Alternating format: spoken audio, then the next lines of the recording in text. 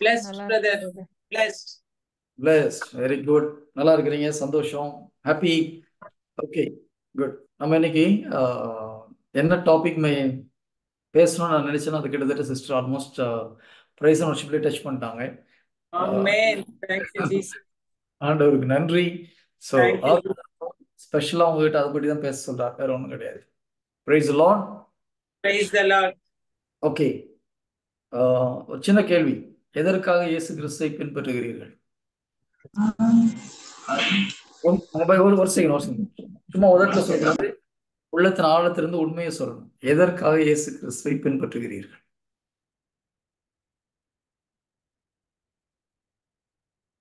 நேரம் பதில் சொல்லணும். மைக் அன்மியூட் பண்ணி சொல்லணும். எதற்காக இயேசு கிறிஸ்துவை பின்பற்றுகிறீர்கள்? ஒருத்தர சொல்லுங்க போல, மைக் அன்மியூட் பண்ணி சொல்லுங்க. Why you are following Jesus? அவர்தான் கடவுள். அது ஓகே, தெரியும். நீங்க எதுக்கு அவரை பின்பற்றுறீங்க? உண்மையான கடவுளை பின்பற்றும்.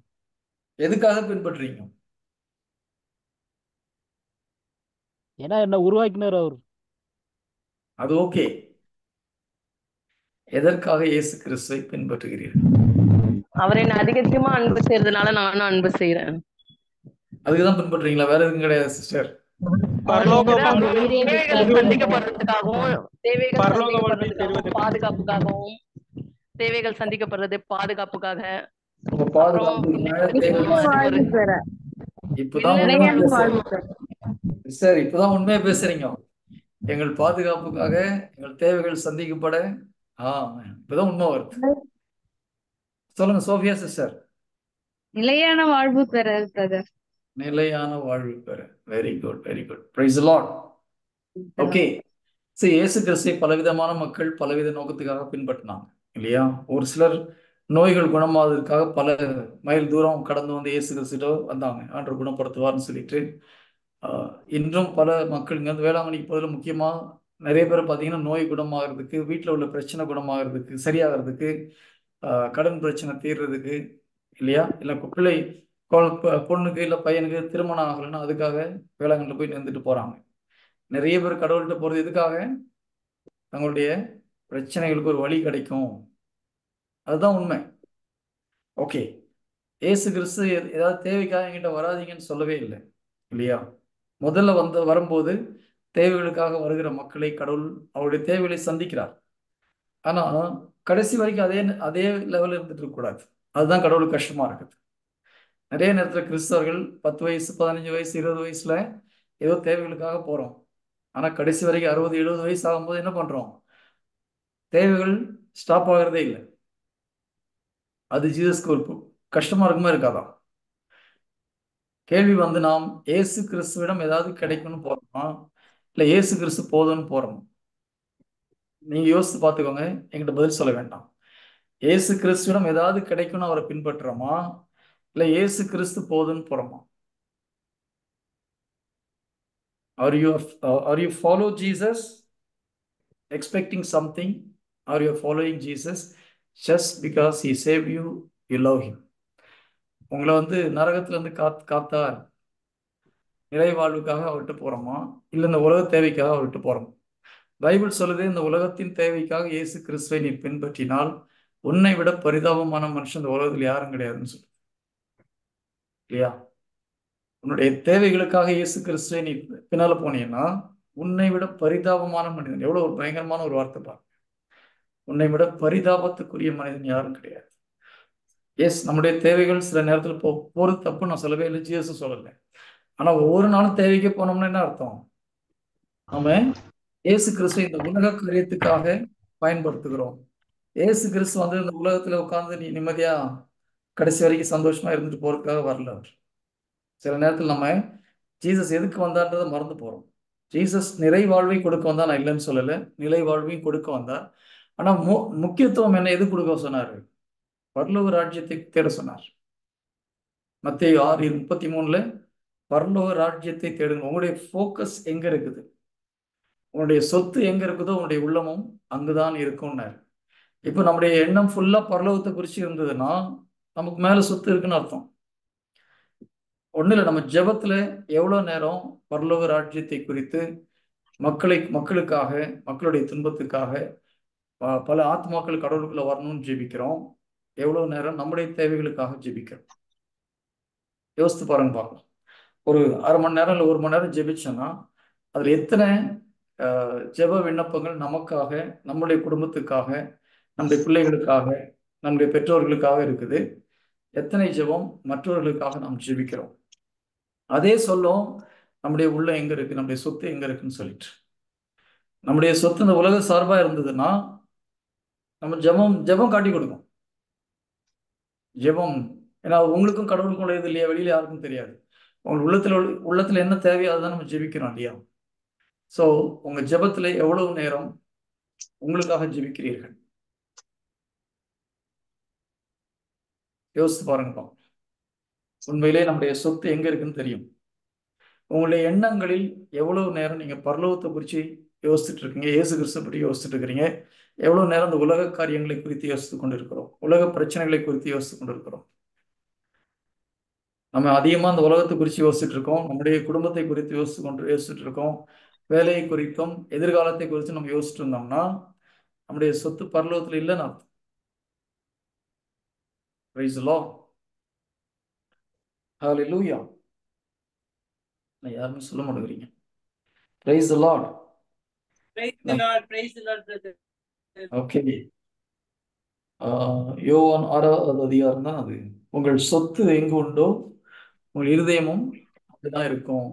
இந்த உலகத்துல செல்வங்களை சேர்த்து வைக்க வேண்டாம்னு சொல்றாரு ஆண்டவர் இல்லையா? என்ன சொல்றாரு? இந்த உலகத்தில் செல்வங்களை சோர்த்து வைக்க வேண்டும். ஓகே. மத்தேயு 6வது அதிகாரம் 19வது இறை வார்த்தை. மத்தேயு 6:19-29 வரை. மத்தேயு 6வது அதிகாரம்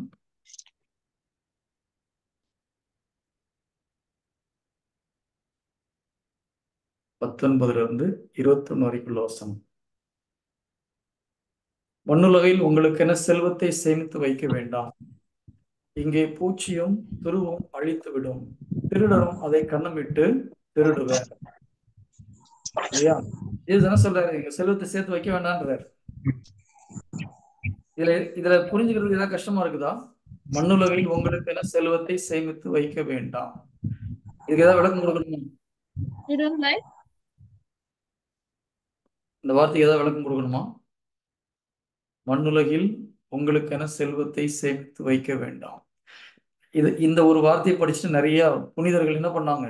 இருந்த சொத்துலாம் மக்களுக்கு தான தர்மம் பண்ணிட்டு காட்டுல போயிட்டாங்க, துறவற வாழ்க்கைக்கு போனாங்க. ஏன்? ஜீசஸ் இந்த உலகத்துல சொத்து வேணாம்னு சொல்லியிருக்காருன்னு சொல்லிட்டு.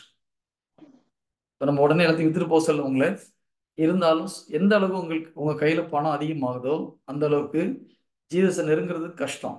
அதனால ஞாபகம் வச்சுக்கோங்க, பணம் அதிகமாக அதிகமாக நமக்கும் இயேசு கிறிஸ்துக்கும் உள்ள டிஸ்டன்ஸ் அதிகமாகிறதுக்கு வாய்ப்பு உண்டு. ஏன்னா பணம் கையில வரும்போது நாம் இயேசு கிறிஸ்துவை சார்ந்து இருக்கிற அந்த நிலை குறையுது இல்லையா? அடுத்த வேலைக்கு சாப்பாடு இல்லைன்னா என்ன பண்ணுவோம்? ஆண்டவரே நீங்க போட்டாதான் அடுத்த வேலைக்கு சாப்பாடுன்னு அவரை நம்பிட்டு உட்காந்துட்டு இருப்போம், அவர்கிட்ட ஜெபம் பண்ணுவோம். இப்போ கையில் பேங்க் பேலன்ஸ் நேரம் இருந்தால் சாப்பாட்டுக்கு ஜெபம் பண்ண போகிறது கிடையாது. நோய் வந்தால் ஓகே டாக்டர்கிட்ட போய் பார்த்துக்கலான்னு ஒரு தைரியம் வரும் இல்லையா? உலகப்பூர்வமான தைரியம் அதிகமாக ஆகுது. பணம் இருக்கவங்கிட்ட ஒரு பெரிய பிரச்சனை என்னன்னா, கடவுளை சார்ந்திருக்கிற அந்த ஒரு டிபெண்டன்சி குறைஞ்சு போகுது. Praise the Lord. ஹல்லேலூயா. எத்தனை பேர் இதை ஃபீல் பண்ணியிருக்கீங்க? கையில் பைசா இருக்கும்போது கடவுள் மேலே இருக்கிற டிபெண்டன்சி, அதாவது கடவுளை சார்ந்து வாழ்கின்ற அந்த நிலை நம்மகிட்ட குறைஞ்சு போகுது. வேற யாரும் ஃபீல் பண்ணலையா? நான் ஃபீல் பண்ணியிருக்கேன். அடுத்த வேலைக்கு சாப்பாடு இல்லாமல் இருக்கும்போது 24 hours அன்று நீங்கள் தான் கெதி, வேறு வழி கிடையாதுன்னு சொல்லிட்டு இருக்கிறோம். கையில் பேங்க் பேலன்ஸ் வந்த அப்புறம் அப்படி நம்ம யோசிக்கிறது கிடையாது. இல்லை மற்ற காரியத்தை நம்ம செய்யறது அவர் இல்லாமல் செய்ய முடியும் நம்ம யோசிக்கிறது கிடையாது. பணம் பிரச்சனையாகதா இல்லையா? கடவுள் மேல் நாம் வைத்திருக்கிற கடவுளை சார்ந்து வாழ்கின்ற அந்த நிலை மாறுகிறது. பணம் அதிகமாக அதிகமாக சரி ஓகே, ஏதாவது உடம்பு சரியில்லைன்னா டாக்டர் பார்த்துக்கலாம், எதுவுமே இல்லைன்னா என்ன பண்ணுவோம்? உடம்புக்கு ஏதாவது வந்தாலும் அவர் தான், நமக்கு ஆபத்து வந்தாலும் அவர் தான், எந்த தேவை என்றாலும் அவரை சார்ந்து தான் இருக்கிறோம். இதனாலதான் புனிதர்கள் என்ன பண்ணிட்டாங்க, கையில இருக்கிற எல்லாத்தையும் தூக்கி தூர போட்டு போயிட்டான். Praise the Lord. ஹalleluya. மலை ஏறும்போது நம்ம நிறைய மூட்டையை தூக்கிட்டு போனோம்னா கொஞ்ச நேரத்துல டயர்ட் ஆயிடும். கரெக்டா? அதே போல இந்த பரிசுத்த வாழ்வில் இயேசு கிறிஸ்துவை நாம் பின்பற்றணும், இயேசு கிறிஸ்துவை போல நம்ம மாறணும்னா பணம் ஒரு பெரிய தடையா தான் இருக்கு. ஆண்டவர் சொல்றார், உங்களுக்கு செல்வத்தை சேர்த்து வைக்க வேண்டாம்னு தெளிவா சொல்றார். ஒரு மினிமம் ரெக்குயர்மெண்ட் நான் வேண்டாம்னு சொல்லலை. சாதாரண மாதிரி ஒரு வாழ்வுக்கு, அன்றாட வாழ்வுக்கு தேவையானது வேண்டாம்னு சொல்லலை, அடிப்படை தேவைகள் வேண்டாம்னு ஜீசஸ் சொல்லலை. ஆனா அதிகமாக அதிகமாக பெரிய பிரச்சனை தான். ஓகே, நிறைய பேருக்கு ஒரு பணத்தின் மேல் இருக்கிற எண்ணம், அதை குறித்து யோசிக்கிற யோசனை, எவ்வளோ நம்மளுக்கு பேங்க் பேலன்ஸ் இருக்குது, ஃபியூச்சருக்கு எவ்வளோ பணம் தேவைப்படும், நம்மகிட்ட எவ்வளோ இருக்குது, போதுமா, இந்த கால்குலேஷனுக்கு நம்ம இப்போ செலவு பண்ணுற செலவு நேரம் இயேசு கிறிஸ்துவை குறித்து அதை விட அதிகமாக இருக்குதா? யோசித்து பாருங்க. Price the Lord. நான் அதுக்காக நம்ம ஃபியூச்சருக்கு பிளான் பண்ண வேணாம்லாம் சொல்லலை. பட் எந்த அளவுக்கு நாம் பணத்தை குறித்து யோசிக்கணும். ஒரு ஒரு வீடு கட்டினா அது எவ்வளோ பிளான் பண்ணுறோம் இல்லையா? நான் நிறைய சகோதரர்களை பார்த்துருக்கேன். வந்து வந்து காமிப்பாங்க, பிரதர் இந்த மாதிரி வீடு கட்டியிருக்கேன், ஃபவுண்டேஷன் லேண்ட் வாங்கியிருக்கேன், ஃபாதர் வந்து மந்திரிச்சிருக்காரு, இன்னைக்கு தான் ஃபவுண்டேஷன் போடுறேன். அவங்களுடைய மைண்ட் எல்லாம் அங்கே ஊரில் தான் இருக்குது. அவங்க இங்கே துபாயில் இருந்தாலும் கத்தாரில் இருந்தாலும் மைண்ட் எங்கே இருக்குது? யாரும் சொல்ல மாட்டேங்கிறோம். யாரும் ஊரில் வீடு கட்டலையா? வீடு கட்டும்போது மைண்ட்லாம் எங்கே இருக்குது? ஊரில் தான். வீடு கட்டுற இடத்துல தான் இருக்குது. அங்கிருந்து மோட்சத்துல இருந்து இங்க பூமிக்கு வந்துருச்சு இல்லையா? கரெக்டா? அதுதான் ஆண்டவர் சொல்றார், உங்களுடைய சொத்து எங்க இருக்குதோ உங்களுடைய இருதயமும் அங்குதான் இருக்கும். புனிதர்கள்லாம் எப்ப பார்த்தாலும் மேலோகத்தை நினைச்சிட்டே இருந்தாங்க. கொலோசியர் 3வது அதிகாரத்துல 3வது இறை வார்த்தை. கொலோசியர் 3வது அதிகாரம்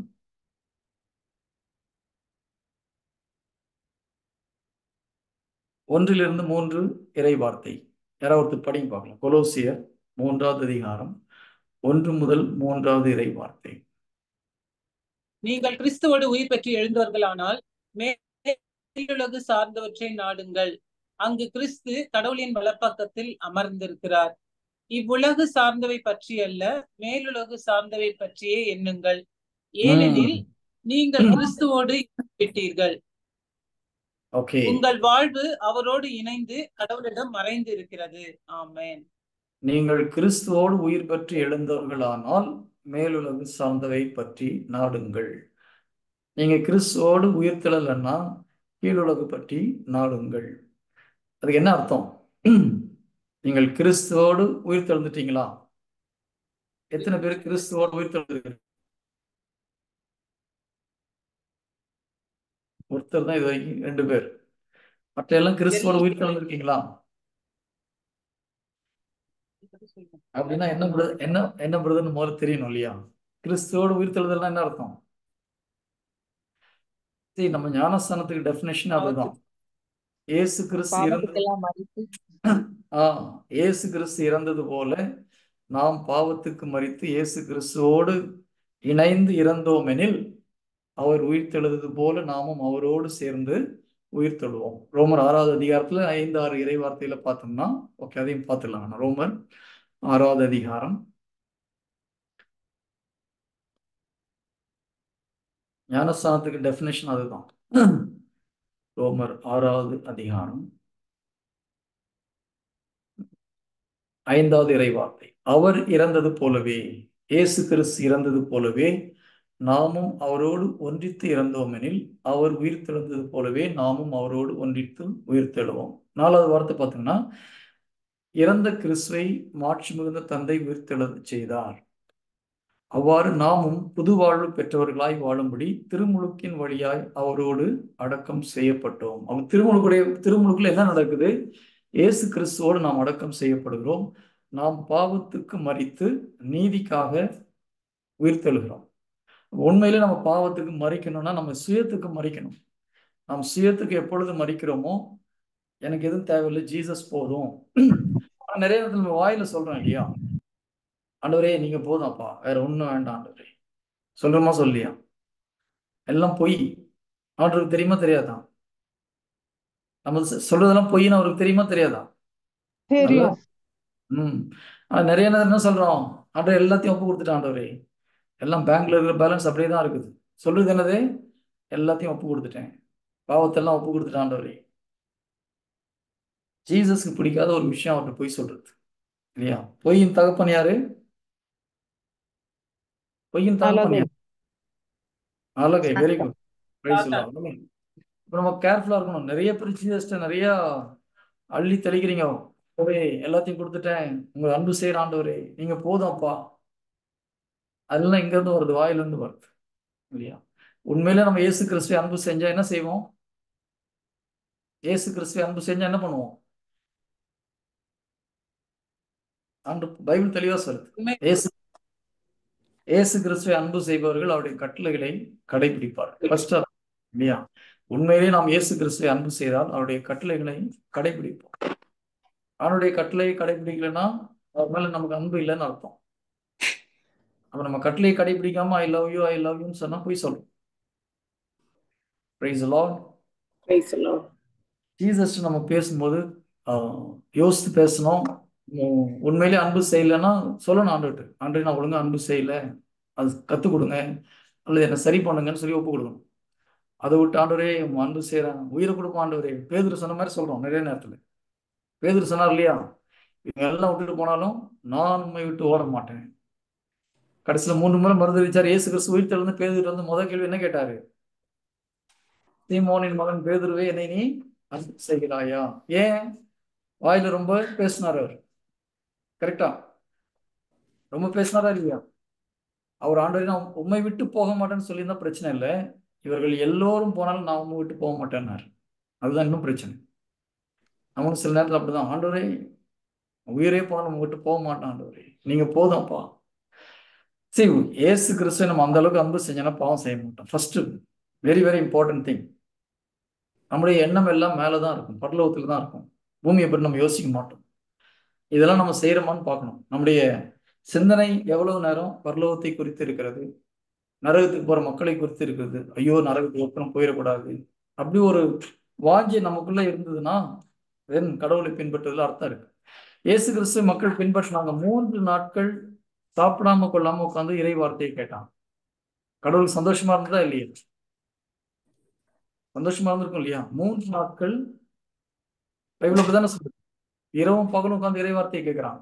அப்புறம் ஆண்டவரே இறக்கப்பட்டு அவருக்கு சாப்பாடு போடுறார். 4வது நாள் இயேசு கிறிஸ்து எதுக்கு தெரிய வந்தாங்க?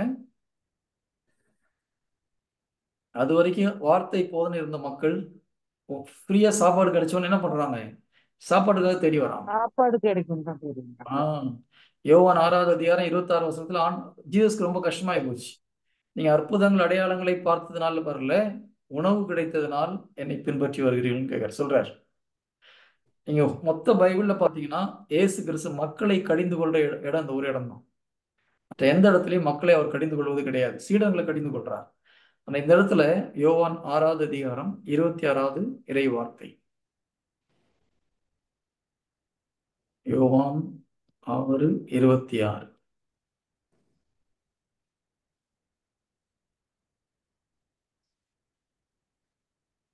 ஓகே, இல்லையா 22. எஸ். இயேசு மறுமொழியாக, நீங்கள் அரும் அடையாளங்களை கண்டதால் அல்ல, மாறாக அப்பங்களை வயிறார உண்டதால் தான் என்னை தேடுகிறீர்கள் என உறுதியாக உங்களுக்கு சொல்கிறேன். அழிந்து போகும் உணவுக்காக உழைக்க வேண்டாம், நிலை வாழ்வு தரும் அழியாத உணவுக்காகவே உழையுங்கள். அவ்வுணவை மானிட மகன் உங்களுக்கு கொடுப்பார். சோ ஜீசஸ் என்ன சொல்றாரு? அரும் அடையாளங்களை கண்டதால் அல்ல, மாறாக அப்பங்களை வயிறார உண்டதால் தான் என்னை பின்பற்றுகிறீர்கள். நம்ம எத்தனை பேர் இயேசு கிறிஸ்துக்கிட்ட ஏதாவது கிடைக்கும்னு அவரை பின்பற்றுறோம்? நம்மள நாமே யோசித்து பார்த்துக்க வேண்டியதுதான். எது நம்மளுக்கு first priority? That is very important. Jesus நமக்கு சொன்னது, என்னை பின்பற்ற விரும்பினால் தன்னலம் துறந்து தன்னையே வெறுத்து அனுதினமும் உடைய சிலுவையை சுமந்து கொண்டு என்னை பின்பற்று. ஜீசஸை நம்ம பின்பற்றுறது. ஜீசஸ் இந்த உலகத்துல வந்து ஒரு முக்கியமான காரியத்தை பண்ணார். என்ன காரியம்? உலகத்துக்கு தேவையான ரட்சிப்புக்கு தேவையான அனைத்தையும் பெற்றுக் கொடுத்து எல்லாம் நிறைவேறி விட்டதுன்னு சொல்லிட்டு போனார். ஆனா ஒரு காரியம் அவர் செய்யல. என்ன காரியம்? ரட்சிப்பை மக்களிடம் கொண்டு போய் சேர்க்கிற வேலை நம்முடைய வேலை, ஜீசஸுடைய வேலை கிடையாது. ரட்சிப்புக்கு ரெண்டு ரெண்டு விஷயம் இருக்கு. புனித பவுல் ஒரு இடத்துல சொல்றார், இயேசு கிறிஸ்து தன்னுடைய உடலில் தாங்கி நிறைவேற்றாத வேதனையை என் உடலில் தாங்கி நான் நிறைவு செய்கிறேன்றார். என்ன சொல்றாரு? இயேசு கிறிஸ்து தன்னுடைய உடலில் தாங்கி நிறைவேற்றாத வேதனையை என் உடலில் தாங்கி நான் நிறைவு செய்கிறேன். அப்ப என்ன ஜீசஸ் நிறைவேற்றாம விட்டுட்டு போனாரு? ஜீசஸ் எல்லாம் முடிந்து விட்டதுன்னு சொல்லிட்டு தான் போறாரு. அப்ப என்ன அர்த்தம்? ரட்சிப்புக்கு தேவையான அனைத்தும் இயேசு கிறிஸ்து செய்து முடித்து விட்டு தான் போறார். ஆனா ஒரு விஷயம் ஜீசஸ் செய்யல. என்னது? அந்த ரட்சிப்பை மக்களிடம் கொண்டு போய் சேர்க்கிற வேலை ஜீசஸுடைய வேலை கிடையாது, நம்முடைய வேலை. அப்ப இயேசு கிறிஸ்து நம்மை அழைத்ததுக்கு மிக முக்கியமான காரணம் என்ன? சீடர்களை அழைத்ததுக்கு முக்கியமான காரணம் என்ன? அவர் கொடுக்கிற ரட்சிப்பை மக்களிடம் கொண்டு போய் சேர்க்கிற வேலை நம்முடைய வேலை, நம்ம ஒவ்வொரு கிறிஸ்தவனுடைய வேலை. அதனால்தான் 1 பேதுரு 2:9 சொல்லுது, இருளிலிருந்து வியத்தகு ஒளிக்கு அழைத்தவரின் மேன்மை மிக்க செயல்களை அறிவிப்பது உங்கள் பணி. இல்லையா? நாம் இருளில் வாழ்ந்துட்டு இருந்தோம், சாத்தானுடைய பிடியில் இருந்தோம். அதிலிருந்து கடவுள் தன்னுடைய மகனின் ஒளிமிக்க ஆட்சிக்கு அழைத்து வந்த இந்த மேன்மை மிக்க செயலை நாம் மக்களிடம் போய் அறிவிப்பது நம்முடைய கடமை, டியூட்டி. வெறும் குருக்களுக்கும் துறவரத்தாருக்கும் மாத்திரமல்ல, ஒவ்வொரு கிறிஸ்தவனுக்கும் உள்ள கடமை அது. ஆண்டவர் கேட்பார், மேலே போய் நிற்கும் போது கேட்பார், என்ன பண்ணுன்னு கேட்பார். நான் கொடுத்த வேலையை செஞ்சியா? இந்த உலகத்தில் வருகிற ஒவ்வொரு மனிதனுக்கும் ஒரு திட்டம் உண்டு. பைபிள் தெளிவா சொல்லுது, நான் வகுத்திருக்கும் திட்டங்கள் வளமான எதிர்காலத்தை குறிக்கக்கூடிய திட்டமே அன்று கேடு விளைவிக்கக்கூடிய திட்டம் அல்ல. எரேமியா 29:7. அப்புறம் ஒவ்வொருத்தருக்கும் ஒரு திட்டம் இருக்கு. இப்போ நீங்க ஸ்கூல் படிக்கும்போது வாத்தியாரோ டீச்சரோ ஹோம்ஒர்க் கொடுக்குறாங்க. அடுத்த நாள் திரும்பி போகும்போது ஹோம்ஒர்க் பண்ணிட்டியான்னு கேட்பாங்களா? கேட்க மாட்டாங்களா? செஞ்சுட்டு வந்திருக்கியான்னு கேட்பாங்க இல்லையா? அதே போல கடவுள் நம்ம இந்த உலகத்திற்கு அனுப்பும் போது ஒவ்வொருத்தருக்கும் ஒரு வேலை கொடுத்து அனுப்புறாரு. உனக்கு இந்த வேலை, உனக்கு இந்த வேலை. ஏசு கிறிஸ்துக்கு ஒரு வேலை, யோவான் ஸ்நானனுக்கு ஒரு வேலை, சூசேப்பருக்கு ஒரு திட்டம், அன்னை மரியாளுக்கு ஒரு திட்டம். எல்லாம் ஒரே திட்டத்தோட வந்தாங்க அந்த உலகத்துக்கு கிடையாது. ஒவ்வொருத்தருக்கும் ஒவ்வொரு திட்டம். அதே போல உங்களுக்கு ஒரு திட்டம், எனக்கு ஒரு திட்டம். அப்ப நம்ம மேல போய் நிற்கும் போது கேட்பார், உனக்காக நான் கொடுத்த வேலையை செஞ்சு முடிச்சுட்டு வந்தியா? இதைதான் ஜீசஸ் கேட்க போறார்.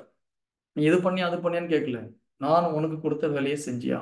ஜீசஸ் என்ன சொல்றாரு? பிதாவின் சித்தத்தை செய்வதே என்னுடைய உணவு. அப்ப நம்முடைய வாழ்க்கையில பிதாவுடைய திட்டம் என்ன, பிதாவுடைய சித்தம் என்ன நமக்கு தெரியணும். ஃபர்ஸ்ட் விஷயம் அதுதான். கடவுள் நம்மை கொண்டு இந்த உலகத்தில் என்ன செய்வதற்காக நம்மை அனுப்பியிருக்கிறார். ஒவ்வொரு மனிதனையும் ஒவ்வொரு காரியத்துக்காக அனுப்பிச்சிருக்கார். ஒரு போலியோ சொட்டு மருந்து கண்டுபிடிக்கிறதுக்காக ஒருத்தர் அனுப்பிச்சு விட்டார். அவர் அந்த வேலையை செஞ்சு முடிச்சாரா? முடிக்கலையா? போலியோ சொட்டு மருந்து கண்டுபிடிச்சிட்டு அவர் பேரை சொத்து எழுதி வச்சுட்டு போனாரா? இல்லை. அந்த மருந்து இலவசமா உலகத்துக்கு கொடுத்துட்டு போனார். இப்போ அவர் மேல போய் நிற்கும் போது ஜீசஸ் கேட்பார், டெஃபினட்டா, உன்னை இந்த விஷயத்துக்காக நான் அனுப்புனேன், பண்ணியா? பண்ண ஆண்டவரே. இது எல்லாருக்கும் ஃப்ரீயா கொடுத்தியா? கொடுத்துட்டு ஆண்டவரே. இப்போ அவருக்கு பாராட்டு கிடைக்குமா? கிடைக்காதா? இன்னைக்கு கோவிடுக்கு ஒரு மருந்து கண்டுபிடிச்சா அந்த மருந்து ஃப்ரீயா கொடுத்துருவாங்களா? கோடிக்கணக்கில் மில்லியன்ஸ்ல பணம் சம்பாதிச்சிருவாங்க. ஆனா போலியோ சொட்டு மருந்து கண்டுபிடித்த மனிதன் அது தனக்கென்று வைத்துக் கொள்ளாமல் உலகத்துக்காக ஃப்ரீயா கொடுத்துட்டு போனார். இந்த மருந்துடைய எப்படி செய்யறதுன்னு சொல்லிட்டு உலகத்தில் கிட்டத்தட்ட அழிக்கப்பட்டது. பிரைஸ் தி லார்ட், ஹல்லேலூயா. அப்ப நம்மளே ஒரு காரியத்துக்காக அனுப்பிச்சிருக்கார். ஒவ்வொருத்தருக்கும் ஒவ்வொரு திட்டம். அப்போ ஃபர்ஸ்ட் நம்ம என்ன பண்ணணும்? அதை தெரிந்து கொள்ள வேண்டும். யோவான் ஸ்நானன் 30 வருடமா உட்காந்து ஜெபிக்கிறார் இல்லையா? காட்டுல உட்காந்து தவம் பண்றார். எதுக்கு? கடவுள் எதற்காக என்னை இந்த உலகத்துக்கு அனுப்பினார். கண்டுபிடிச்சாரா? கண்டுபிடிக்கலையா? அவர்கிட்ட போய் மக்கள் கேட்கறாங்க, பரிசேயர் போய் கேட்கறாங்க, நீ யார்? நீ என்ன தீர்க்கதரிசியா? இல்ல. நீ என்ன எலியாவா? இல்ல. நீ என்ன எஸ்யா தீர்க்கதரிசியா? கிடையாது. நீ என்ன மெஸ்ஸியாவான்னு கேட்கறான், அதுவும் கிடையாது. அப்ப யார் தான்பா நீன்னு கேட்கும்போது என்ன சொல்றாரு?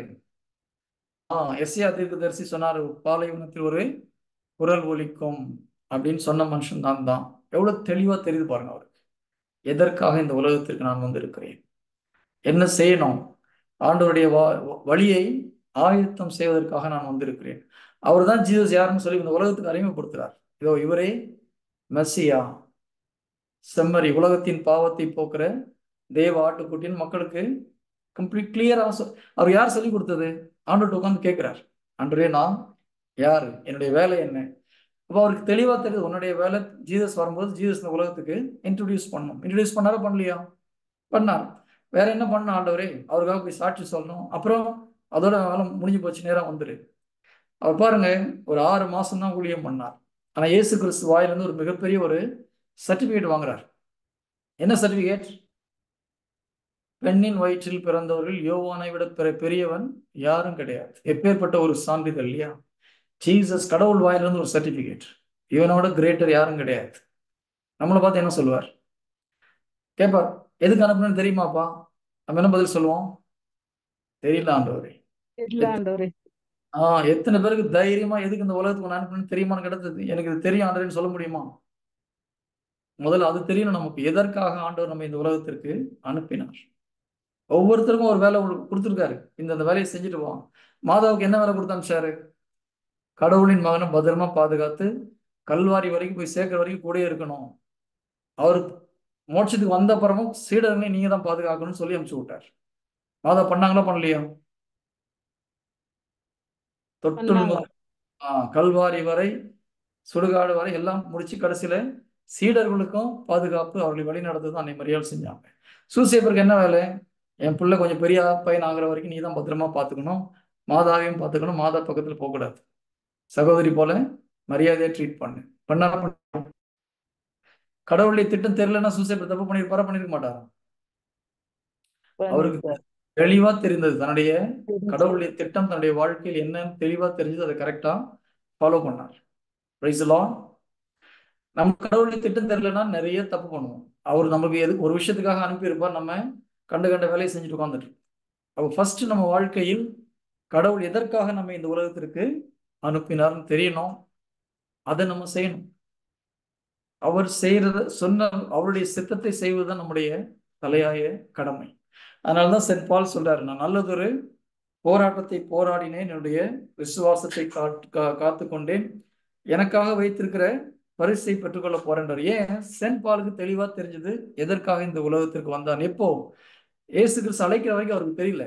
ஏசு கிறிஸ்து அழைக்கும் போது அவர் தெளிவா சொல்லி அழைக்கிறார், எனக்காக நீ எவ்வளவு துன்பப்பட வேண்டும் என்று அவனுக்கு நான் வெளிப்படுத்துவேன்றார். என்ன மாதிரி ஒரு காலிங் இல்லையா? ஏசு கிறிஸ்துவுக்காக சென்ட் பால் எவ்வளவு துன்பப்பட வேண்டும் என்று சென்ட் பால் மூலமாக நான் வெளிப்படுத்துவேன். அப்போ சில சென்ட் பால் மாதிரி ஏதாவது அடி வாங்கியிருக்காங்களா? அவரளவுக்கு யாரும் துன்பப்படலை. ஏன்? அவருடைய காலிங்கே அப்படிதான். கடவுள் அழைக்கும் போதே அப்படிதான் சொல்லி அழைக்கிறார். ஏன்?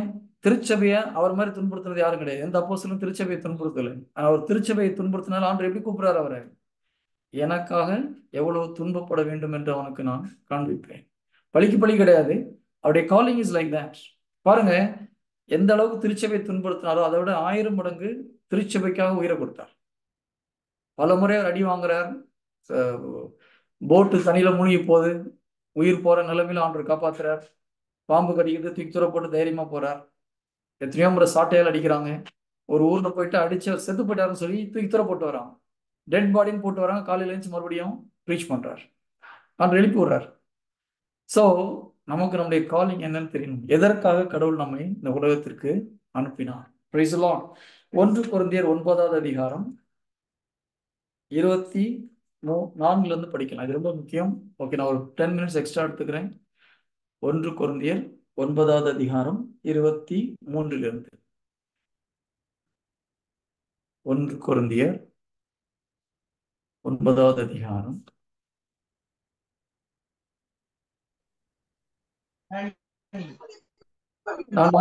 நானே படிச்சிடறேன் சிஸ்டர். நற்செய்தியால் வரும் ஆசியில் பங்கு பெற வேண்டி நற்செய்திக்காக எல்லாவற்றையும் செய்கிறேன். பந்தயத்தில் ஓடவிருப்போர் பலர் ஓடினாலும் பரிசு பெறுபவர் ஒருவரே. நல்லா கவனிச்சுக்கோங்க. ஒரு ஓட்டப்பந்தயத்தில் ஓடுற வீரருக்கும் அவரையும் ஒப்புமைப்படுத்தி பேசுறார். பந்தயத்தில் ஓட வந்திருப்போர் பலர் ஓடினாலும் பரிசு பெறுபவர் ஒருவரே, இது உங்களுக்கு தெரியாதா? எனவே பரிசு பெறுவதற்காகவே நீங்களும் ஓடுங்கள். பந்தயத்தில் போட்டியிடுவோர் யாவரும் அழிவுறும் வெற்றி வாகை சூடுவதற்காக தன்னடக்க பயிற்சியில் ஈடுபடுவர். நாமோ அழிவற்ற வெற்றி வாகை சூடுவதற்காக இப்படி செய்கிறோம்.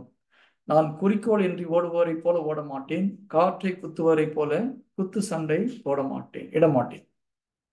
யாருக்கு உண்மைப்படுத்தி சொல்றாரு?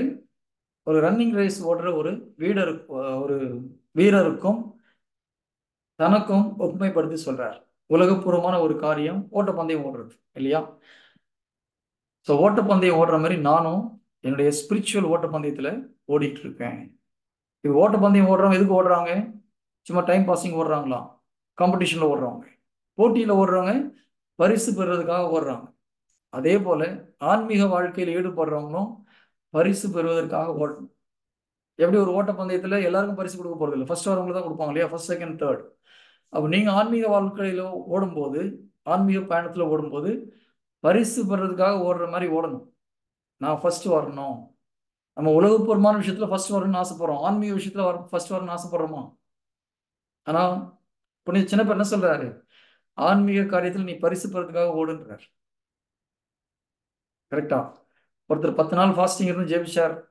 ஐயோ அப்படியா, இப்போ நம்ம கூட 2 நாள் இருந்து ஃபாஸ்டிங் இருந்து ஜெபிக்கணும் அப்படி தோணுதா நமக்கு? அப்படி தோணுச்சுன்னா நம்ம ஒழுங்கா பந்தயத்தில் ஓடிட்டு இருக்கோம்னு அர்த்தம். Praise the Lord. இன்னும் யார் சத்தமே கொடுக்க மாட்டேங்கிறீங்க? நாங்க ஏதோ வந்தோம் பிரதர், ஏதாவது பிரச்சனையை கேட்டா அவர் கொடுப்பாரு, எங்களுக்கு பிரச்சனை சரியாகும் நினைச்சு வந்தா நீங்க பந்தயத்துல ஓட சொல்றீங்க. கிறிஸ்துவ வாழ்க்கை என்பது உண்மையிலே ஆன்மீக பந்தயத்துல ஓடுறதுதான். நம்ம முதல்ல ஃபர்ஸ்ட் கொஸ்டின், நீங்க அந்த ரன்னிங் ரேஸ்ல ஓடுறீங்களா ஓடலையான்றது. நம்ம பந்தயத்துல ஓடுறோமா ஓடலையான்னு எப்படி தெரியும்?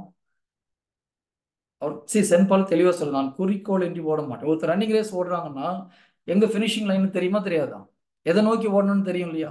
எந்த பக்கம் ஓடணும்னு தெரியும், தெரியுமா தெரியாதா? தெரியும். தெரியும். வெரி குட் சிஸ்டர், நீங்க தான் ஒழுங்கா பதில் சொல்றீங்க. ஜெசி சிஸ்டரா நீங்க? ஆமா பிரதர்.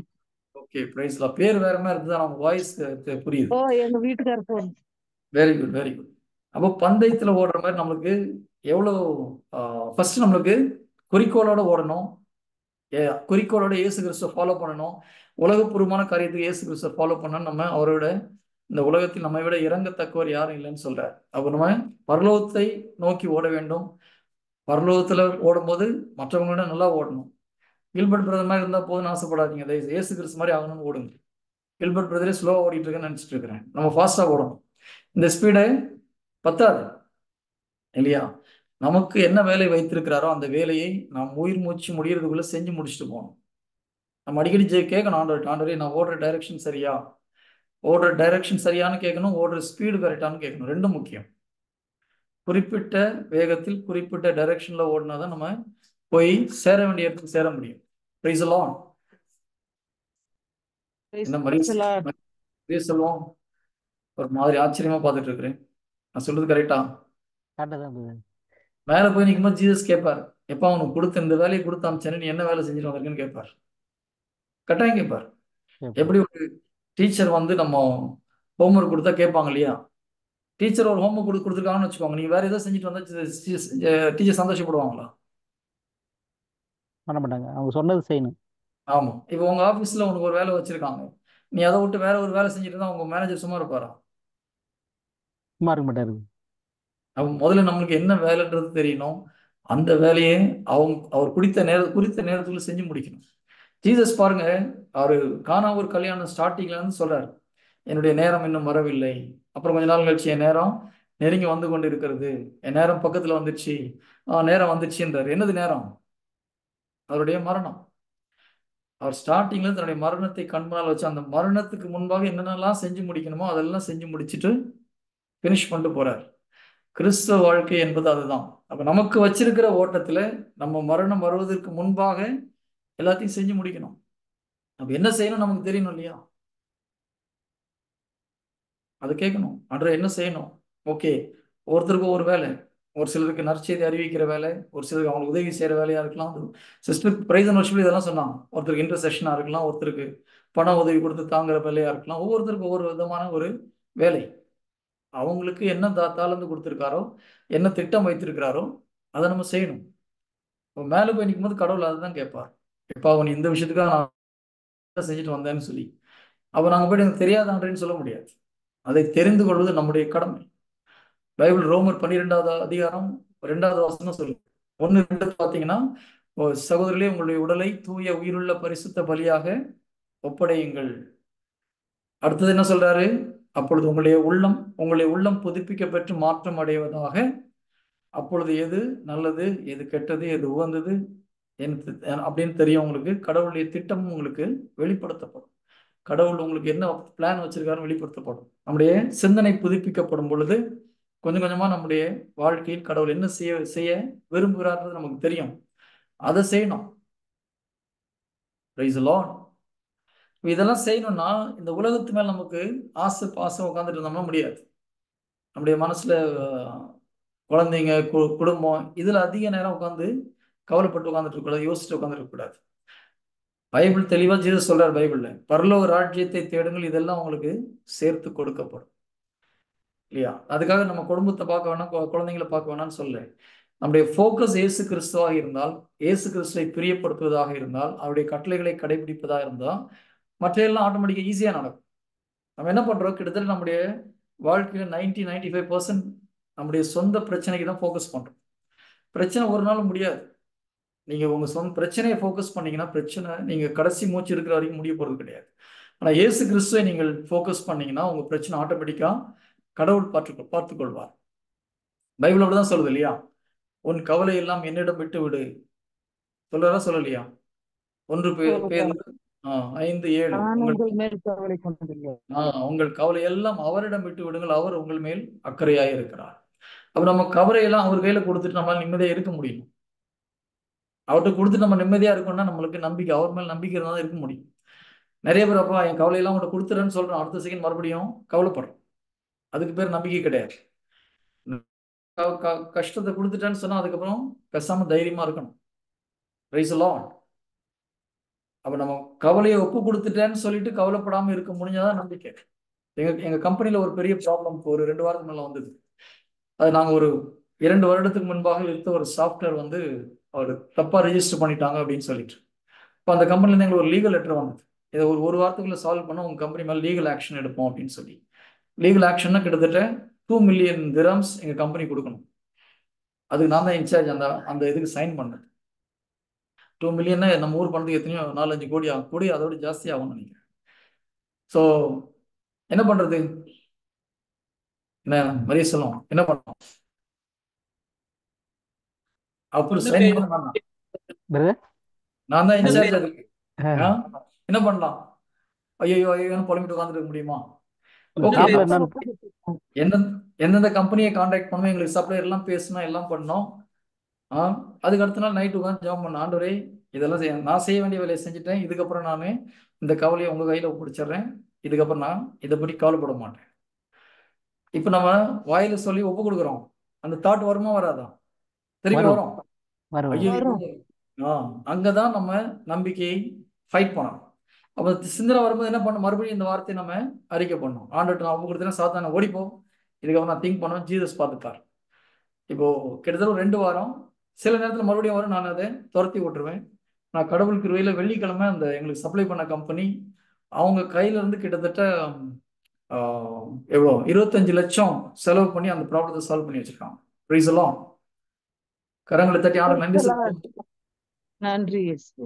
இல்லைன்னா எங்க கம்பெனி 4 கோடி ரூபா கொடுத்துருங்கன்னு எங்க சிஓ என்னை தான் கொடுக்க சொல்லியிருப்பார். 4 கோடிக்கு நம்ம எங்க போறது? பிரைஸ் எல்லாம். ஸோ நம் கடவுளுடைய வேலையை நம்ம முதல்ல வச்சு செய்யும் பொழுது அதான் சொல்றேன், கடவுளுடைய ராஜ்யத்தை தேடுங்கள். அப்போ உங்களுக்கு தேவையானது கடவுள் கொடுப்பார். உங்கள் பிரச்சனைகளை கடவுள் பார்த்துக் கொள்வார்.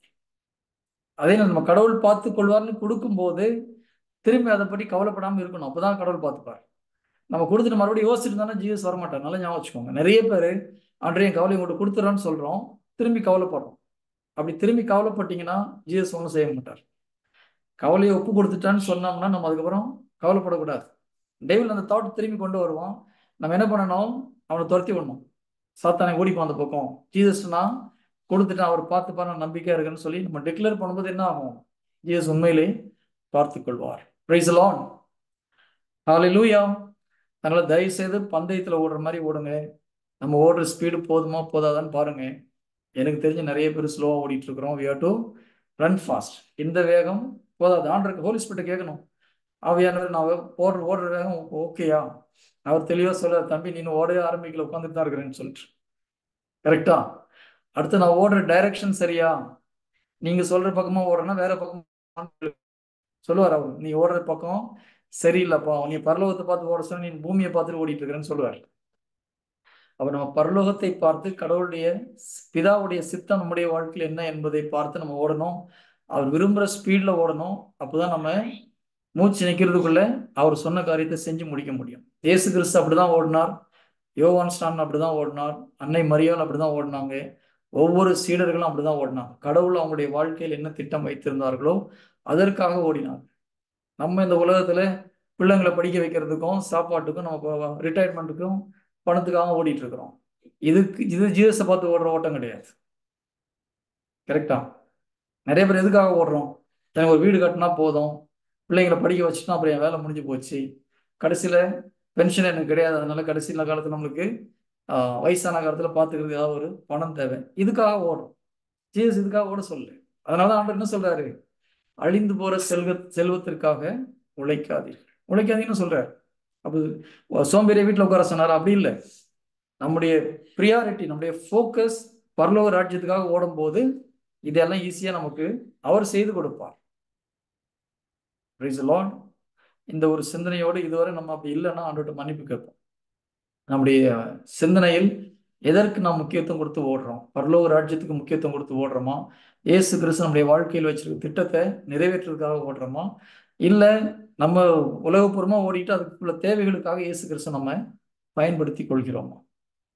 அப்படி நம்ம இயேசு கிறிஸ்து நடுவில் ஊருகா மாதிரி பயன்படுத்தணும்னா நம்மை விட பரிதாபத்துக்குரிய மனிதர்கள் யாரும் கிடையாதுன்னு பைபிள் சொல்லுது. நிறைய கிறிஸ்தவர்கள் நம்முடைய சாதாரண அன்றாட வாழ்க்கை இந்த உலகப்பூர்வமான காரியத்துக்கு இயேசு கிறிஸ்து ஊருகா மாதிரி யூஸ் பண்ணிக்கிறோம். பிள்ளைங்க படிப்பு கொஞ்சம் பிரச்சனை ஆச்சுன்னா ஆண்டவரே என் பிள்ளைய படிக்க வைங்க, அதுக்கு அட்மிஷன் கொஞ்சம் கஷ்டமாச்சுன்னா ஆண்டவரே அட்மிஷன் வாங்கி கொடுங்க, வேலையில் ஒரு பிரச்சனை ஆச்சுன்னா ஆண்டவரே என் வேலையை காப்பாற்றுங்க, இல்லையா?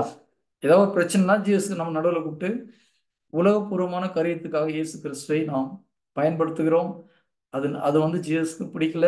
அதனால நமக்கு ஒரு உண்மையான கிறிஸ்துவ வாழ்க்கை அது கிடையாது. That is not the real Christian life. கிறிஸ்துவ வாழ்க்கை என்பது நமக்காக வாழாமல் கிறிஸ்துவுக்காக வாழ்வது. பைபிள் அப்படிதான் சொல்லுது. உங்களுக்காக இறந்து உயிர் திறந்து இயேசு கிறிஸ்துக்காக நீங்கள் உயிர் வாழுங்கள். யாருக்காக வாழணும்? இயேசு கிறிஸ்துவுக்காக வாழ்வு. ஆனா நம்ம நெஞ்சத்தோடு சொல்ல முடியுமா இயேசு கிறிஸ்துவாக வாழ்றேன்னு சொல்லிட்டு? அப்போஸ்தலர்கள் சொல்ல முடியும் இல்லையா? அவங்க அப்படிதான் வாழ்ந்தாங்க. எல்லாத்தையும் விட்டுட்டு இயேசு கிறிஸ்துக்காக. ஜீசஸே சொல்றாரு, அவருடைய இறுதி நாட்களுக்கு முன்னாக அப்போஸ்தலரை பார்த்து கேட்கிறார், நீங்கள் இதுவரை என்னிடம் எதுவும் கேட்டதில்லை, கேளுங்கள், உங்களுடைய மகிழ்ச்சி நிறைவேறும்படி பெற்றுக்கொள்வீர்கள்ன்றார். அப்ப என்ன அர்த்தம்? 3 வருஷமா இயேசு கிறிஸ்து பின்னால போயிட்டு அவங்க ஒண்ணுமே கேட்கல. ஜீசஸ் போதுன்னு உண்மையில ஓடி இருக்காங்க. நம்ம 3 வருஷம் எதுவுமே நம்ம கேட்காம ஓடணுமா? கடைசியா நம்ம கொடுத்த பெட்டிஷன் என்னைக்குன்னு பாருங்க. இன்னைக்கு காலையில கொடுத்துருப்போம். கடைசியா எப்போ ப்ரேயர் பண்ணுவோம் அப்போ ஒரு பெட்டிஷன் கொடுத்துருப்போம். ஆனா அவங்க கிட்டத்தட்ட 3.5 வருடமாக ஒன்னும் கேட்காம பின்னால ஓடி இருக்காங்க. இத அப்போஸ்தலர்கள் சொல்லல, ஜீசஸ் சொல்றார், நீங்கள் இதுவரை ஒன்றும் கேட்கவில்லை, இப்பொழுது கேளுங்கப்பா. இதுவரைக்கும் பின்னால ஓடி வந்தீங்க, 3.5 வருஷமா உள்ள பொண்டாட்டி பிள்ளைங்க வேலையெல்லாம் விட்டு ஓடி வந்தீங்க, ஆனா எங்கிட்ட ஒண்ணுமே கேட்கல, கேளுங்கன்றார். நம்ம யாரையாவது பார்த்து ஜீசஸ் அப்படி சொல்வாராம்? 3 வருஷமா நீ ஒண்ணுமே கேட்காம ஜெபம் பண்றப்பா, இப்பமாவது கேளு, நான் உனக்கு கொடுக்குறேன்னு. 3 வருஷம் ஒண்ணு கேட்காம ஜெபம் பண்ணியிருந்தா அவர் வாரி வாரி கொடுத்துருப்பாரு நேரத்துக்கு. Price the Lord. கண்களை மூடி ஒப்பு கொடுப்போம். நாம் சீடர்களைப் போல வாழ்ந்தோமா? சீடர்களுக்கு இயேசு கிறிஸ்து போதும் அந்த ஒரு மனநிலையில ஓடினாங்க. அவருடைய வார்த்தை போதும். அதனால்தான் பேதுரு சொல்றார், ஆண்டவரே, வாழ்வழிக்கும் வார்த்தை எல்லாம் உம்மிடமன்றோ உள்ளது, யாரிடம் செல்வோம் அப்பா? அந்த உயிருள்ள ஜீவனுள்ள வார்த்தை போதும் என்று இயேசுவை பின்பற்றினார்கள். நம்ம எதுக்காக பின்பற்றோம்? யோசித்து பாருங்க. நம்முடைய கிறிஸ்துவ வாழ்க்கை என்பது நமக்காக அல்ல, கிறிஸ்துவுக்காக. கிறிஸ்துடைய திட்டம் நம்முடைய வாழ்க்கையில் என்னவோ அதை நிறைவேற்றுவதற்காக நாம் வாழ வேண்டும். இதுவரை நாம் அதை யோசிக்காமல் நம்முடைய சொந்த தேவைகளுக்காக நம்ம இயேசு கிறிஸ்துவை நாம் பயன்படுத்தி இருந்தோம் என்றால் மன்னிப்பு கேட்போம். பல நேரங்களில் நாம் நம்முடைய தேவைகளுக்காக தான் இயேசு கிறிஸ்துவிடம் வருகிறோம். அவருடைய தேவை என்ன என்று நாம் எத்தனை பேர் கேட்டிருக்கோம்? ஆண்டவரே, நான் என்ன செய்ய வேண்டும்? பவுல் தன்னுடைய கண்கள் பறிக்கப்பட்ட போது, இயேசு கிறிஸ்து காட்சி கொடுத்த போது முதல் கேட்கிற கேள்வி அதுதான், ஆண்டவரே, நான் என்ன செய்ய வேண்டும்? பேதுரு முதல் சொற்பொழிவு ஆற்றிய பொழுது மக்கள் மனம் குத்தப்பட்டவர்களாக நாங்கள் என்ன செய்ய வேண்டும்? நம்ம ஜீசஸ் எப்பமாவது கேட்டிருக்கோம், ஆண்டவரே நான் என்ன செய்ய வேண்டும் என்று நீ எதிர்பார்க்கிறீர்? இதுவரைக்கும் கேட்கலன்னா உங்க ஜெபத்துல அதை கேளுங்க. ஆண்டவரே நான் என்ன செய்ய வேண்டும் என்று எதிர்பார்க்கிறீர் சொல்லுங்க, அதை செய்யறேன். அதுதான் உண்மையான ஒரு ஊழியனுடைய வேலை. நீங்கள் இயேசு கிறிஸ்துவை உங்கள் சொந்த இரட்சகராக ஏற்றுக்கொண்டால், இயேசு கிறிஸ்துவை உங்கள் சொந்த எஜமானனாக ஏற்றுக்கொண்டால், அவருடைய விருப்பம், அவருடைய திட்டம் உங்கள் வாழ்க்கையில் என்ன என்று கேளுங்க. அதை மாத்திரம் செய்தால் போதும். பிதாவின் சித்தத்தை மாத்திரம் இயேசு கிறிஸ்து செய்தது போல இயேசு கிறிஸ்துவின் திட்டம், பிதாவின் திட்டம் நம் வாழ்க்கையில் என்ன என்று கேட்டு அதை மாத்திரம் நாம் செய்தால் போதும், புனிதர்களாக மாற முடியும். Thank you my Lord, thank you. பாவத்தின் பிடியில் இருக்கிற மக்களுக்கு கடவுள் விடுதலை கொடுக்க விரும்புகிறார். ஓ, யாராவது நான் இந்த பாவத்திலிருந்து வெளியில வர முடியல அப்படின்ற ஒரு கஷ்டத்துல இருந்தா ஒப்பு கொடுங்க. ஆண்டவரே என்னுடைய பலவீனத்தில் உன் பலம் பூரணமாக விளங்கும் என்று கூறினீரே, இதோ உம்முடைய பலம் என்னுடைய அந்த பலவீனத்தில் வரட்டுப்பான்னு கேளுங்க. Jesus want to deliver you right now. பாவ பழக்கத்திலிருந்து வெளிவர முடியாத இதோ சகோதரிகள் யாராவது இருந்தால் ஒப்பு கொடுங்க. I'll pray for you, Lord, in the name of Jesus. இதோ இந்த பாவ பழக்கத்திற்கு, அடிமைத்தனத்திற்கு வைத்திருக்கிற அந்த தீய சக்திகளை இயேசு கிறிஸ்து நாமத்தில் கடிந்து கொள்கிறேன். I rebuke that in the name of Jesus. We break that bondage in the mighty name of Jesus. Thank you, Holy Spirit. Thank you. Thank you, my Lord. மன பாரத்தினால், மன சுமைகளினால், உலக கவலைகளினால் சோர்ந்து போய் இருக்கிற மக்களுக்கு ஆண்டவர் விடுதலை கொடுக்க விரும்புகிறார். வாழ்க்கை ஒரு பேர்டனா ஃபீல் பண்றவங்க யாராவது இருந்தா ஒப்பு கொடுங்க. இயேசு கிறிஸ்துவிடம் நீங்க கேட்க முடியல, அவரே உங்களுக்கு விடுதலை கொடுப்பார், உங்கள் தேவைகளை சந்திப்பார். ஆனா நம்முடைய ஃபோக்கஸ் இந்த தேவைகளுக்காக வரக்கூடாது. இயேசு கிறிஸ்துவுக்காக அவருடைய திட்டத்தை நோக்கி நாம் வரும் பொழுது நம்முடைய தேவைகளை அவர் சந்திப்பார். இதோ சோர்ந்து போயிருப்பவர்கள், அவர்களுக்கு விடுதலை கொடுக்க கடவுள் விரும்புகிறார். ஒரு விரக்தியான ஒரு நிலையில் இருப்பவர்களை கடவுள் காண்பிக்கிறார். ஒப்பு கொடுங்க. ஆண்டவரே என் கவலைகள் எல்லாம் ஒப்பு கொடுங்க. வாய் திறந்து சொல்லுங்க பார்க்கலாம். ஆண்டவரே என்னுடைய கவலை எல்லாம் நான் உங்களிடம் விட்டு விடுகிறேன், ஏனெனில் நீர் என் மேல் கவலையாய் இருக்கிறீர் அப்படின்னு ஒப்பு கொடுங்க. அதுக்கப்புறம் கவலைப்படக்கூடாது. Leave it at the foot of the cross. Calvary சிலுவையிலே இதை உங்கள் கவலையை ஒப்பு கொடுங்க. ஆண்டவரே எனக்காக நீர் இவ்வளவு துன்பப்பட்டீர், அப்பேற்பட்ட கடவுள் என்னை கைவிட மாட்டீர், என்னுடைய பிரச்சனையை நீர் பார்த்துக் கொள்வீர் என்று நம்பிக்கையோடு ஒப்பு கொடுங்க பார்க்கலாம். ஆண்டவரே இங்கு மனக்கவலையோடு சோர்ந்து போய் வந்திருக்கிற மக்களை உமது பாதத்தில் ஒப்பு கொடுக்கிறேன். அப்பா, உங்கள் கவலைகளை எல்லாம் என்னிடம் விட்டு விடுங்கள், நான் உங்கள் மேல் அக்கறையா இருக்கிறேன் என்று கூறினரே. யார் யாரெல்லாம் தன்னுடைய கவலையை உடைய பாதத்தில் ஒப்பு கொடுத்தார்களோ அந்த சுமைகள் இயேசு கிறிஸ்துவ நாமத்தில் விலகி போகட்டும். I bind the spirit of heaviness to leave them right now in the mighty name of Jesus. மன அழுத்தத்தை கொண்டு வருகிற தீய சக்திகளை இயேசு கிறிஸ்துவ நாமத்தில் கடிந்து கொள்கிறேன். I rebuke every spirit of heaviness to leave them right now. Thank you, Holy Spirit. நன்றி ஆண்டவரே. அப்பா, நீர் பூரண விடுதலை கொடுப்பதற்காக நன்றி. எல்லாம் அந்த நெஞ்சில் பாரத்தோடு இருக்கிற அந்த சகோதரர்களுக்கு நீர் விடுதலை கொடுத்து கொண்டிருப்பதற்காக உமக்கு நன்றி செலுத்துகிறேன். Thank you. Thank you, Holy Spirit. நன்றி. Thank you, Jesus. Thank you, Father. Amen. Praise the Lord. Praise the Lord.